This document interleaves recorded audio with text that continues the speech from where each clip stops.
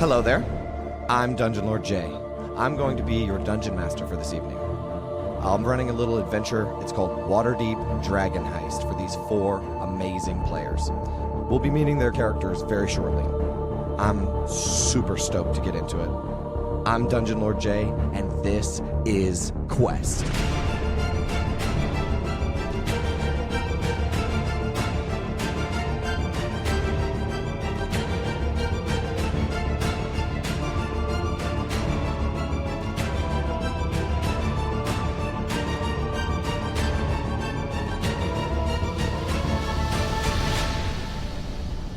Welcome to the grand city of Waterdeep, the city of splendors, the crown jewel of the north.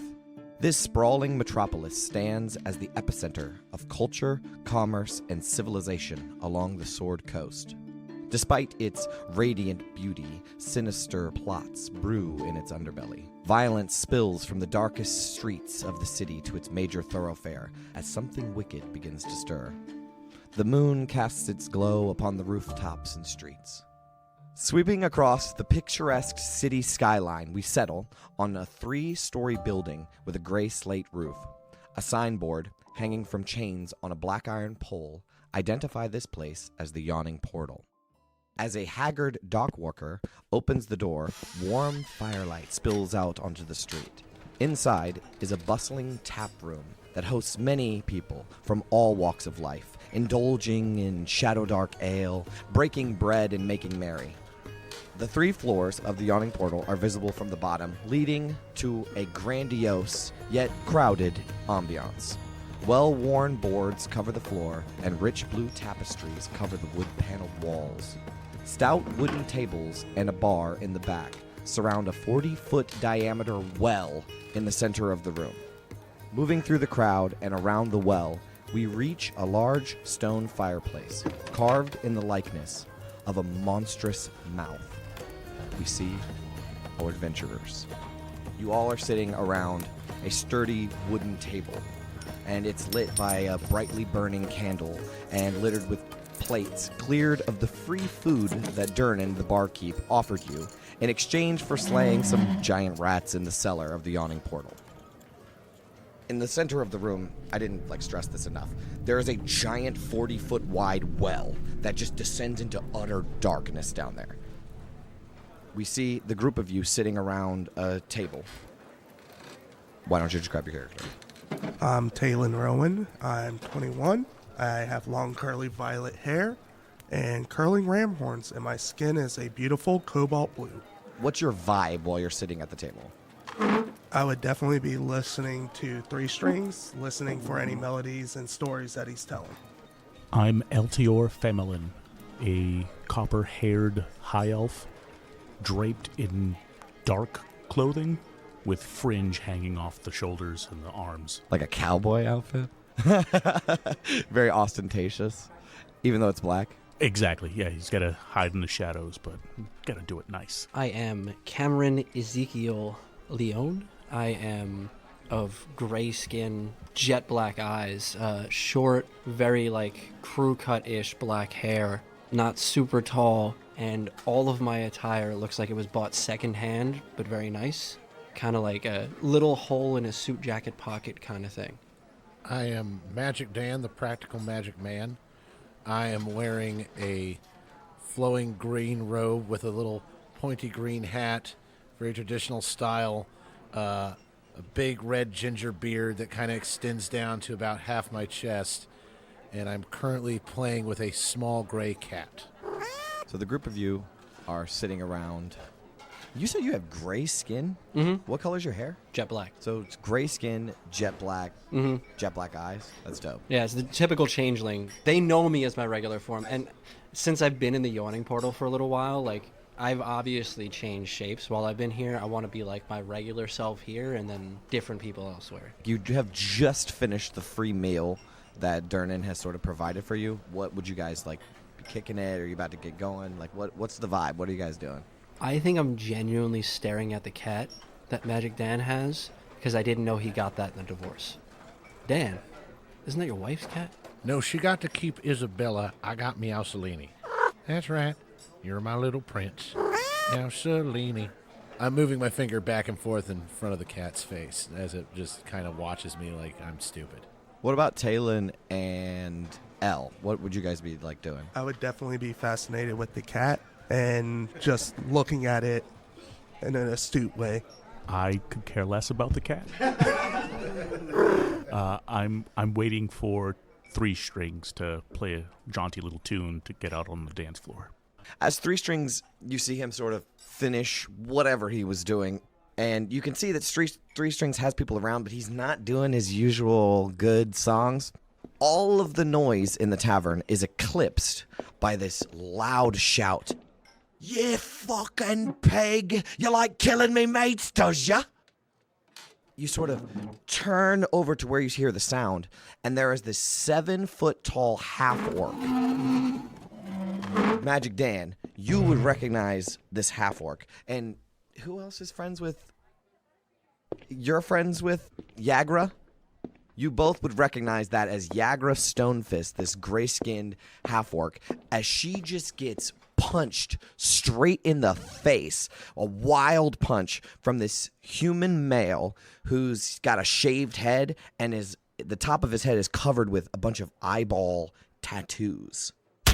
And he just punches her straight in the face. There are 4 other humans sort of standing behind him in these black cloaks. Like they're about to get into the fight too. And Yagra will wipe the blood off her mouth and crack her knuckles. What would you guys like to do? Oh, damn, Yagra. Magic Dan kind of straightens out his cloak a little. She will growl angrily at this guy and start beating into him. And suddenly there's a whole crowd that surrounds around this fight and you can no longer see it. What would you guys like to do? I'd like to stand up from the table and make my way to the circle. You can try to push through the crowd a little bit and make your way through. What about everybody else? I'm going to follow suit. Yeah, I would definitely want to see this fight. Absolutely. I would grab Tay just slightly by the shoulders and say, "My friend, this is assault at least. I need you to understand that if you are not acting in self-defense and get involved in this could be a little hairy for all of us." I just want to watch. You guys get to where the fight is, and you can see that Yagra is now beating the pulp out of this dude with the eyeball tattoos on his head, right? And as you get closer, you can also see that the 4 guys that were sort of came in with him, like his posse, a couple of them have their hands sort of tucked into their robes. Why doesn't everybody make me a perception check? 18. 15. You both see this sort of glint of iron beneath their robes. It looks like they're about to draw swords. Yagra is unarmed. She's just beating the pulp out of this guy.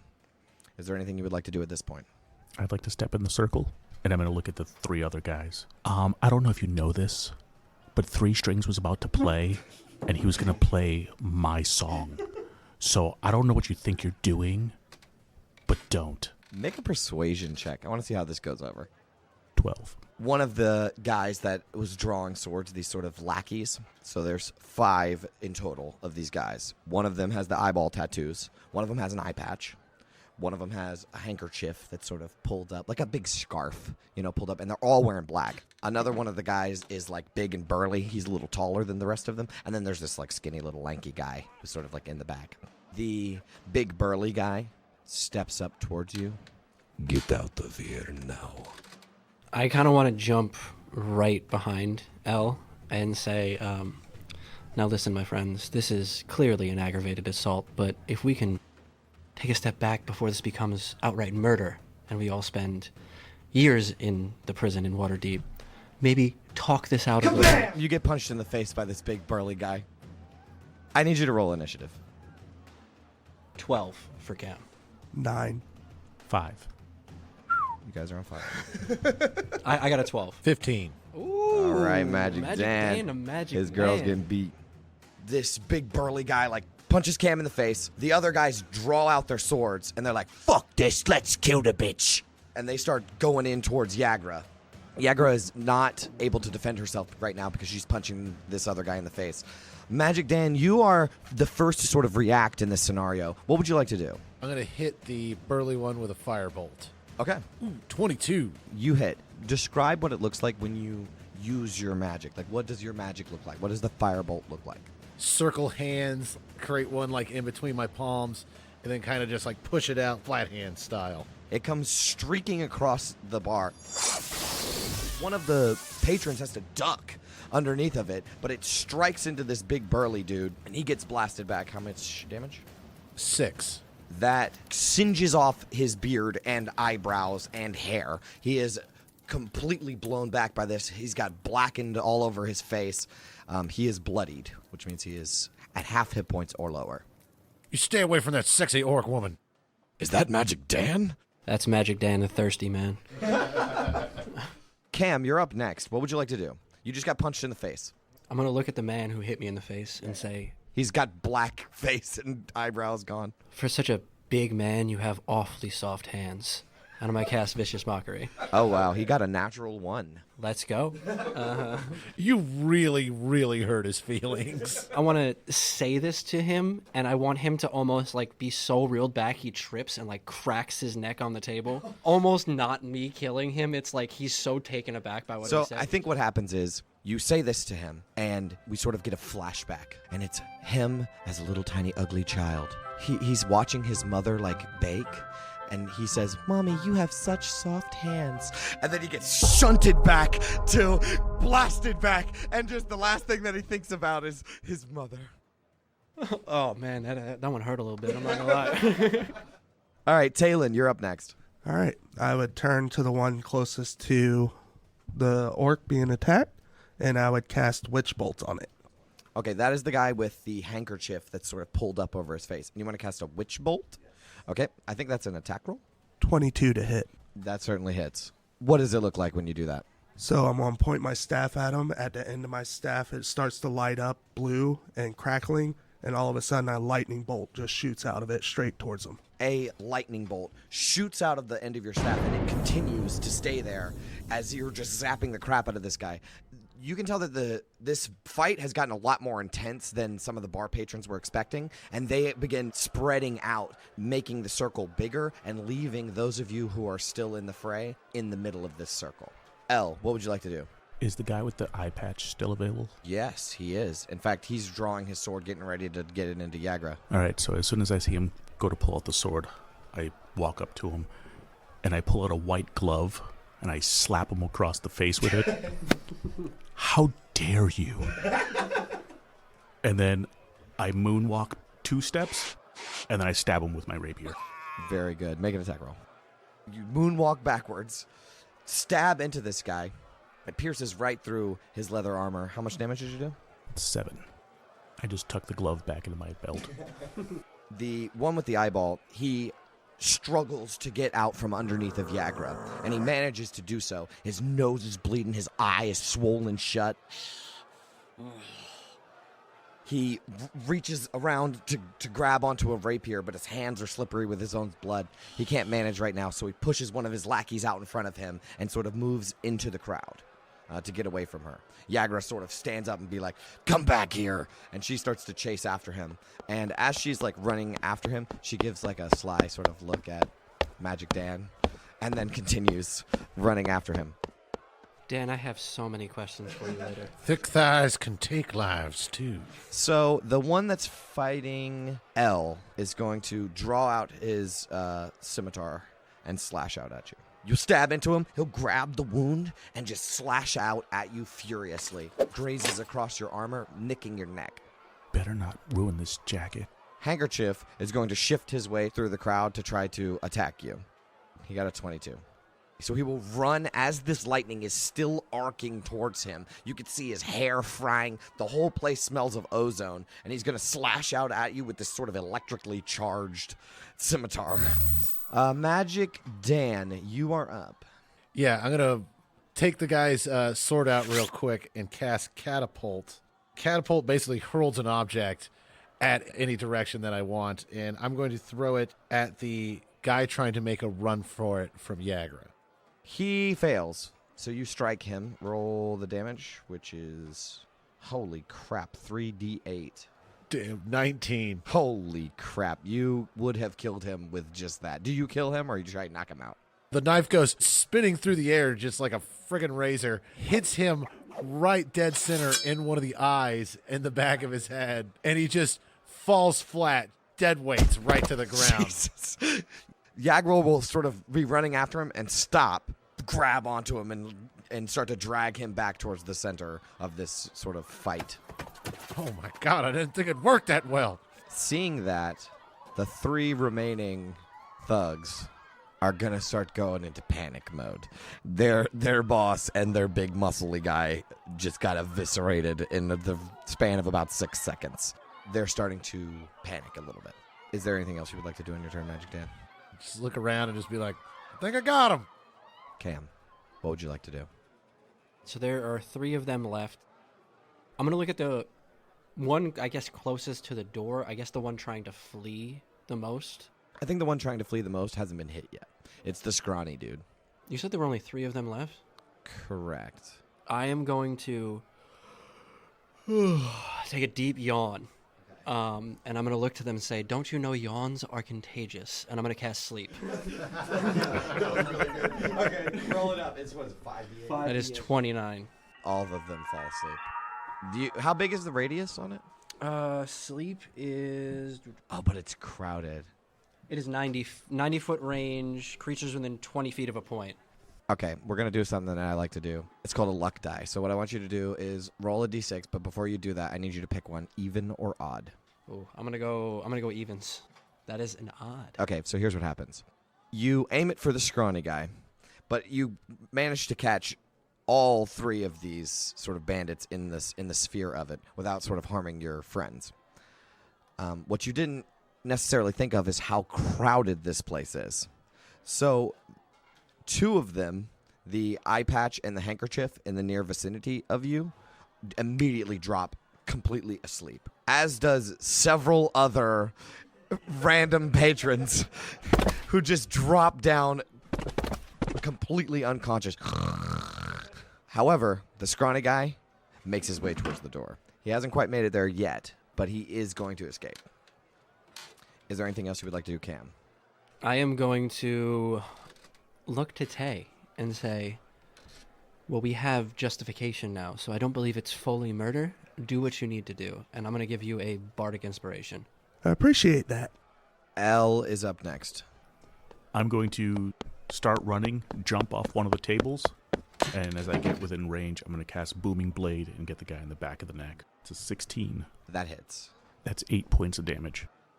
He's bleeding out bad. So describe to me what this looks like. As I jump and I skewer him, the blade starts to vibrate with that thunder energy in it. And as soon as he punctures him, it's almost like a shockwave goes down the blade and into him. He starts to vibrate. So if he decides to take another step, that's when the thunder damage is going to come in. And he's just going to keep running, so roll He that takes damage. another 3 damage. So as he takes that next step, the vibrating stops. So it almost looks like he's like, oh, it didn't work. This internal ripple just explodes out, and you just hear this big concussive blast, and then it like almost implodes and drops. What in the bloody hell? There is a lot of traumatized patrons right now. Suddenly, shouts of alarm ring out. Unrelated to the carnage that you have wrought here. From the side of the well, we will get like a long, crooked, green finger with sharp black claws that sort of curl over the lip of this well that's 40 foot wide and descends into darkness. Slowly, sort of pulling itself up, is a hulking creature with warty green skin, a tangled sort of nest of wiry black hair, long carrot-shaped nose, and bloodshot eyes, and it just jumps into the tavern. The ground sort of rumbles as it lands, and it lets out this horrifying howl. As you guys will see, a troll has just pulled itself up from the well, and as soon as he sort of howls out chaos, and people are running around, and the troll just like swings its arms wildly. We get the Wilhelm scream as one guy gets knocked into the well, and this thing is raising all kinds of hell. Everyone in the tavern is like freaking out, except for one person, the barkeep, Dernan. who just brushes his hands and shouts, "Troll!" You guys are pretty freaking close to this troll who has just emerged from the underbelly of Undermountain. You will see that as he sort of approached, 3 sort of bat-like creatures, almost as if a mosquito was a bat. They have these long proboscis snouts. They like flutter up with him, and there's a couple of them attached to his body like they're draining his blood. And as soon as he gets up and starts raising hell, they're like swollen and full of blood, so they fly back down the well. Gross. Durnan will grab his magical greatsword from underneath the bar, toss it on his shoulder, and jump over the bar and just start heading like an anime protagonist with his sword sort of dragging on the ground a little bit, and he's going to try to swipe up at the troll. "I need oil. Oil, please. Oil." And he points over at like a lantern on the wall. Do I hear him yelling this? You do. I run over and I grab the lantern. I think I know what you're trying to do. And I use catapult on it and launch it. And you're going to throw it at the troll? Yes. 12. Okay, he fails. The troll fails. You toss with magic, toss this sort of lantern, smashes on the troll, and as soon as the oil gets ignited on this troll's flesh, it begins going haywire. Absolutely nuts. It's throwing all kinds of chairs and tables around, and Durnan is dodging underneath of it and stabbing into it. I look at Durnan, and I go, "Man, that wasn't a great plan. He seems way more mad." It's going to work. It's going to work. And roll my damage. 23. Okay, it's a 3d8. Yeah. Maybe it was a good plan. Look at him now. It is now the troll's turn, so it will start slashing out at Durnan, and you will notice that the fire that had scorched it before, it sort of burned away some of its hair and some of its, warts and stuff like that. But at the start of this turn, its wounds are like stitching themselves together, as if a troll can sort of heal itself unless fire is sort of put on them. And I think, Magic Dan, it makes sense to you now. That's why he wanted the oil. The troll will slash out at Durnan. Durnan will dodge back a little bit and lop off the entire troll's arm that begins crawling on the ground towards Magic Dan. It is now Magic Dan's turn. What would you like to do? Hands off. Seems a little handsy tonight. I'm going to cast Acid Splash at the advancing hand. It begins to float and then pops on the ground and sizzles the ground, right?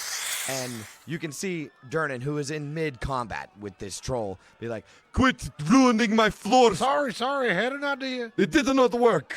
Durnan is going to take his greatsword, wheel it around a little bit, and just drive it right into the troll. And as it sort of punctures through the back of it, the troll grabs onto the sword and pulls Durnan in closer, and it begins to almost like it's going to fall backwards and take Durnan with it.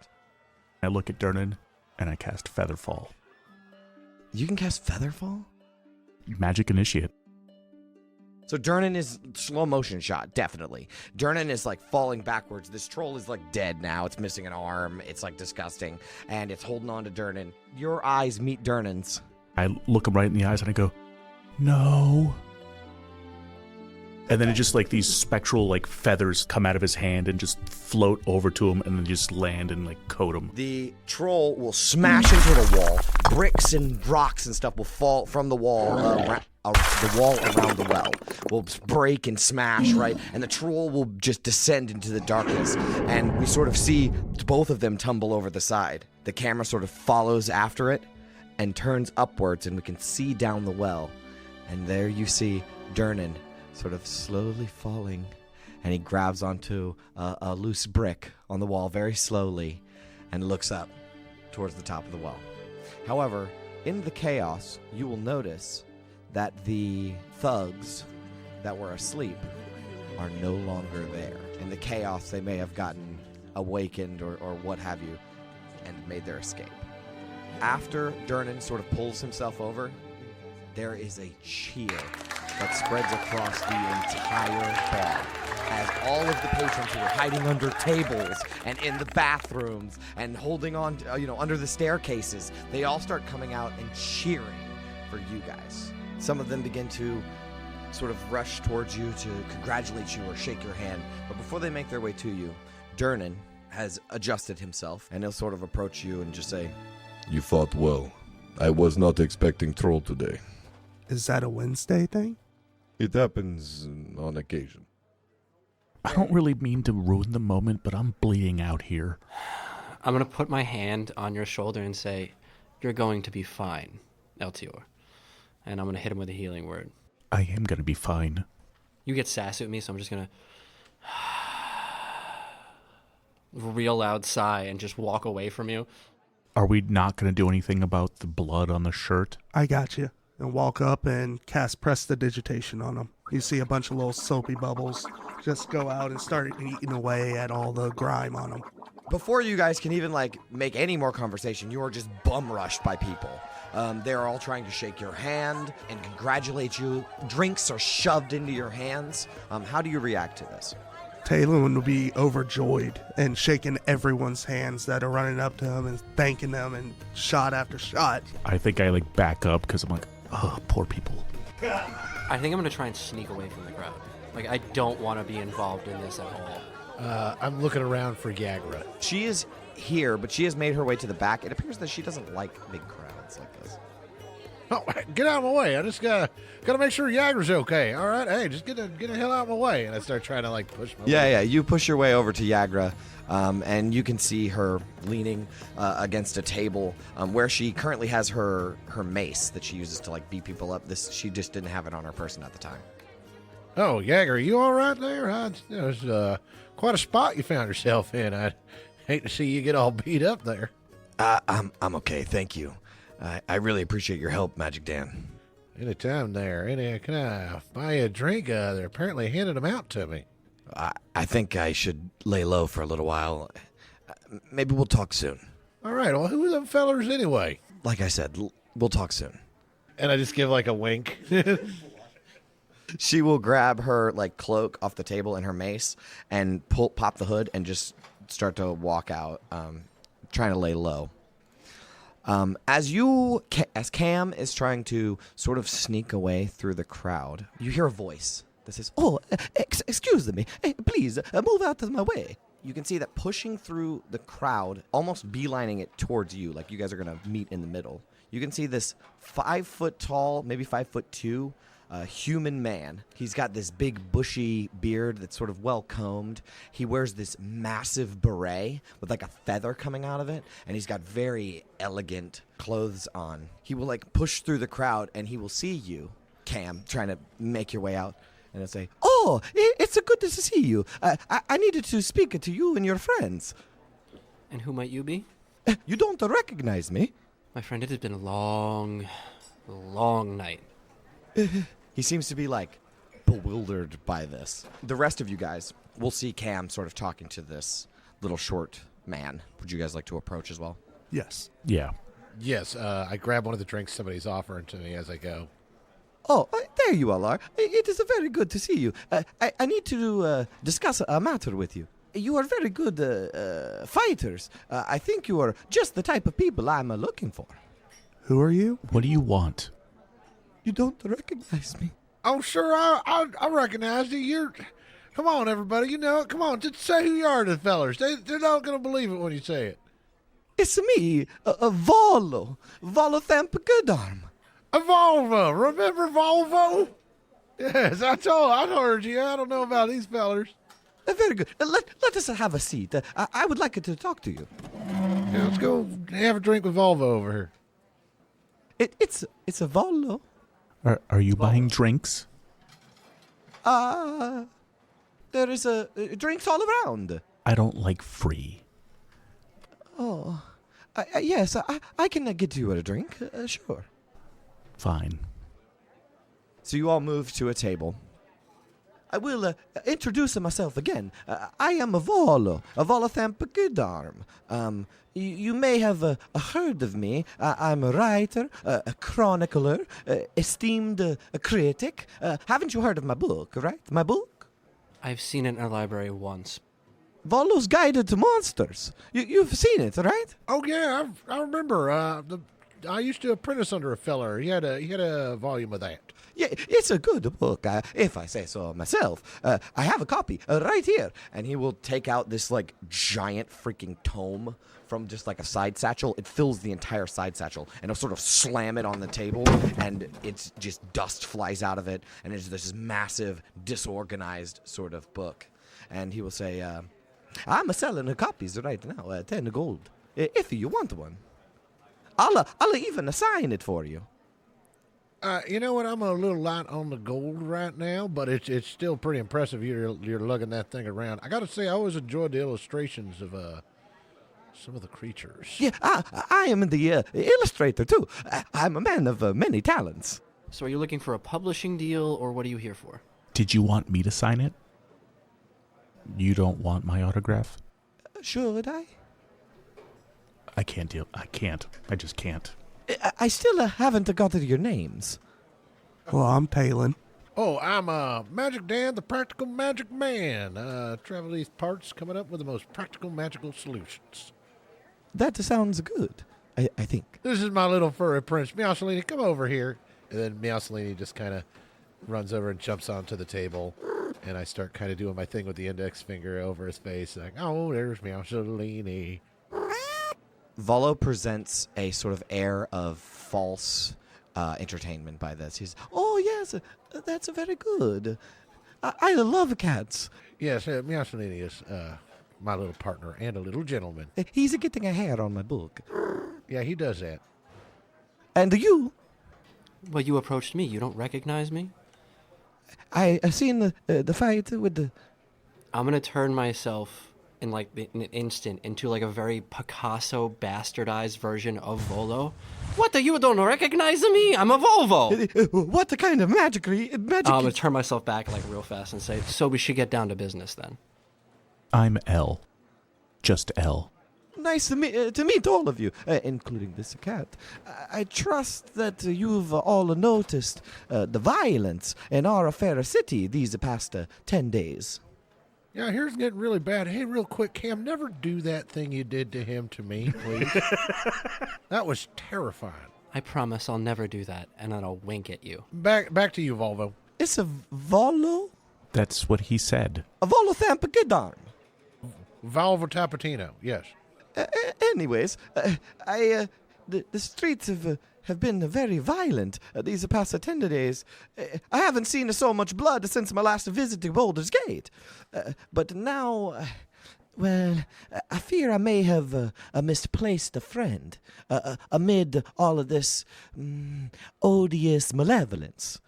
I am in great need of some help finding my friend. How do you misplace your friend? It's a long story. You lost a whole person. Well, my friend, his name is Floon the Blagmar. So, L, you will slightly recognize this name. You're not exactly sure who he is connected to, but you know that you have been to a sort of nobility party before, and he was there. Maybe you weren't properly introduced, but you've heard the name for sure. My friend, he's got more beauty than brains, and I worry that he may have took a bad way home a couple of nights ago, and maybe was kidnapped. Have you tried contacting the authorities? Under subsection 4, paragraph G, kidnapping of a citizen is a very serious offense. The City Watch seems to have their hands full. They haven't given me the time of day. If you can agree to help me track him down with all due haste, I can offer you 10 dragons, gold pieces, a piece right now. And I can give you 10 times of that when you find my friend Floon. I mean, money does make the world go round. As you guys are talking, I've already flipped open a page in my little law book, and I'm drafting a contract in the book of what he said he's going to offer us. So you're saying 10 now and 10 times that when we find him? Yes. Maybe I can finally get out from that caravan down by the river and get myself an actual place. I didn't do well in divorce, and I really could use some money. She did take you for everything. And I'll look to him, and I'll spin the book around, which has this little written out contract with a line on it, and I'll say, all you have to do is sign here, Volvo. I'll pick up a quill and just sign my name as extravagant as I can. I'm just going to write the letter L. I write out Magic Dan, and his last name, Dylon, Dylon. And I'll sign that last little spot and say, close the book, like real forcefully, just kind of like, so we're in agreement then. I think so. Seems fair. Do you have any information that'll help us? Floon, my friend, he is a very handsome man. He's in his early 30s, and he has a wavy red hair. He was dressed in a princely garb when I last saw him. That was 2 nights ago. And where was he coming from? Floon and I, we were drinking and merry-making at the Skewered Dragon. It's a tavern, sort of bawdy, in an alley between Net Street and Fillet Lane in the Dock Ward. If I was you, I would start there.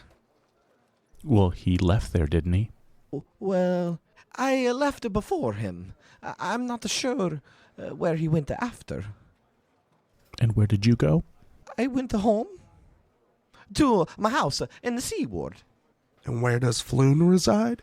He's my next-door neighbor. We go drinking sometimes. And you didn't see him the next morning? No, I did not.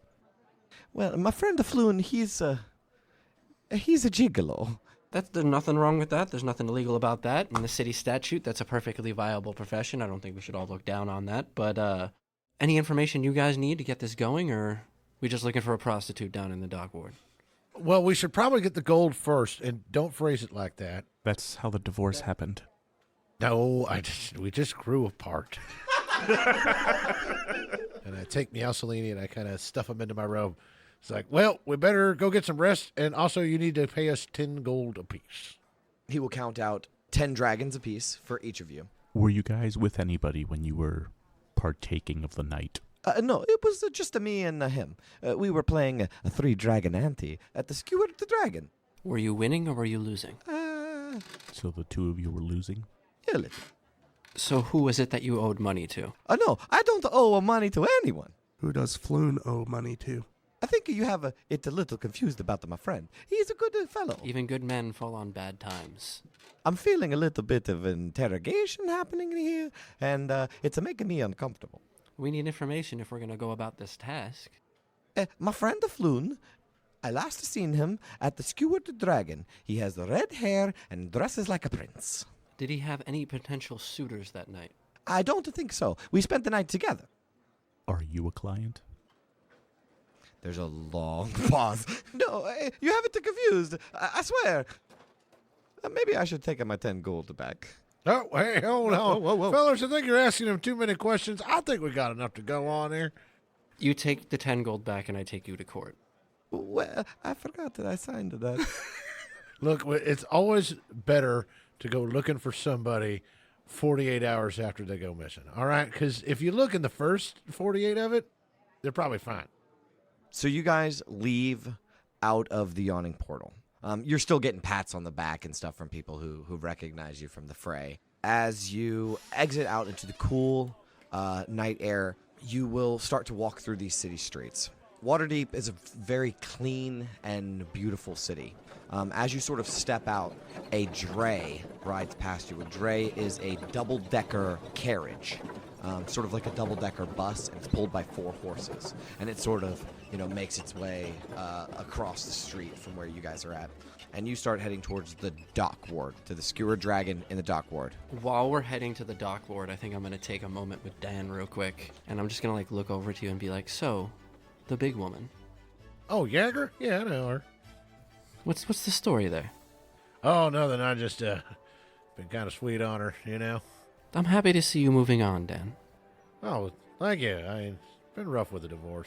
As you walk through the street, you can sort of make out in the moonlight, above all of these buildings that surround you, the walking statue of the Honorable Knight. The name is misleading. It doesn't actually walk. It's just this massive, humongous statue that stands as a sort of sentinel, unmoving. And the Honorable Knight is a full plate armor knight with a great sword sort of stabbed into the ground. And you can see that little buildings are built into its shoulders and along the armor, as if people have sort of made their homes on this giant statue, but you can just see its head as you walk through the city, illuminated by moonlight. You make your way closer to the dock ward, and as you turn a corner, you find yourselves on a street that has been cordoned off by the city watch.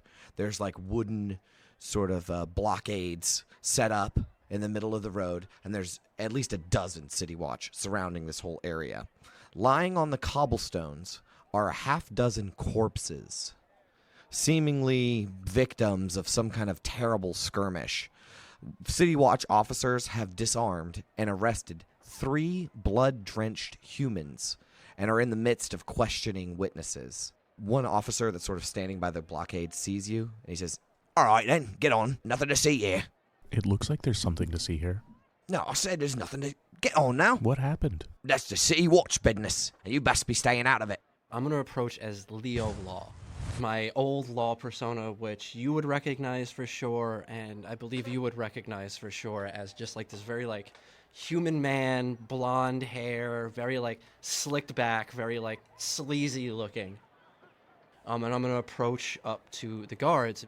"Hey man, so I was sent down here from downtown. I know there's a whole thing going on down here with like, you know, murder and whatever. I just need to get a statement for the city so I can kind of like work through this case. You know, I'm a public defender, quote unquote, but like I don't really have a lot going on my plate right now. It's just really to get a statement from you guys to see where the city wants to go." Do y'all know this guy? That's my divorce attorney.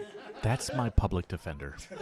The city watchman who's in front of you, he is obviously of not a very high rank. He begins to stutter.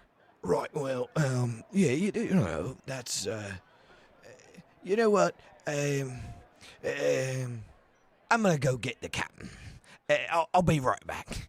"I'll be right here. We'll be all right." Right. The only thing that you notice is the prisoners are, like, just mean-mugging the crap out of you. I think with that, like noticing that they're mean mugging me, I'm going to take like a slink back into the crowd again. And like, as I'm kind of getting further away, like turn back into cam and like come back to the group. We figure anything out or like what's going on here? Where did you go? I had to pee. We drank a lot at the bar.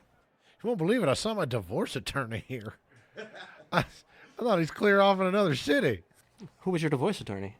Oh, yeah, it was Leo Law. I saw a bunch of his posters about. Heard he's fantastic, but I heard he's not really practicing right now, so you're going to have to maybe find someone new for the time being. Well, he was just here. You know, not practicing divorce law. I can't imagine if he was here.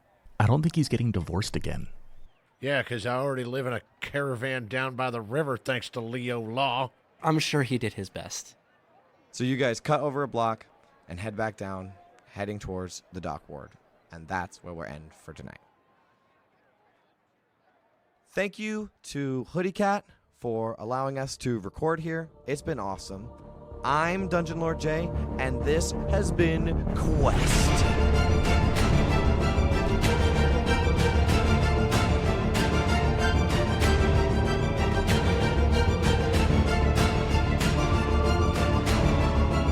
Hey, you know, I just thought of something, fellers. We chopped off that troll's arm, and it was moving, and I never saw it stop.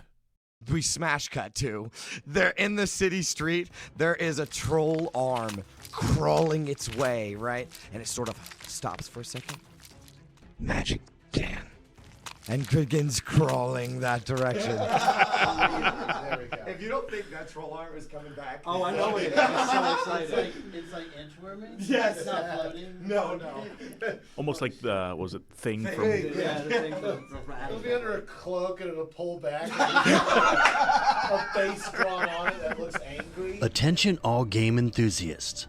Looking for a place where board games and tabletop adventures come alive? Introducing Hoodie Cat Game Lounge. Whether you're painting the finest miniatures or seeking thrilling adventures in our dungeon-inspired game room, we've got the perfect setting. Gathering with friends for some friendly competition is so easy at Hoodie Cat Game Lounge. For just $5, try out any game in our expansive collection. And if you love it, we'll take $5 off the sale price. It's a win-win. Imagine the sounds of dice rolling, card shuffling, and tokens moving across the board. Every unexpected turn of the game makes these meetups memorable, transforming an ordinary evening into an unforgettable one. Hoodie Cat Game Lounge is located in the heart of the Centerpoint shops at Tanger Outlets in North Charleston. So pull up a chair at Hoodie Cat Game Lounge, where your next adventure awaits.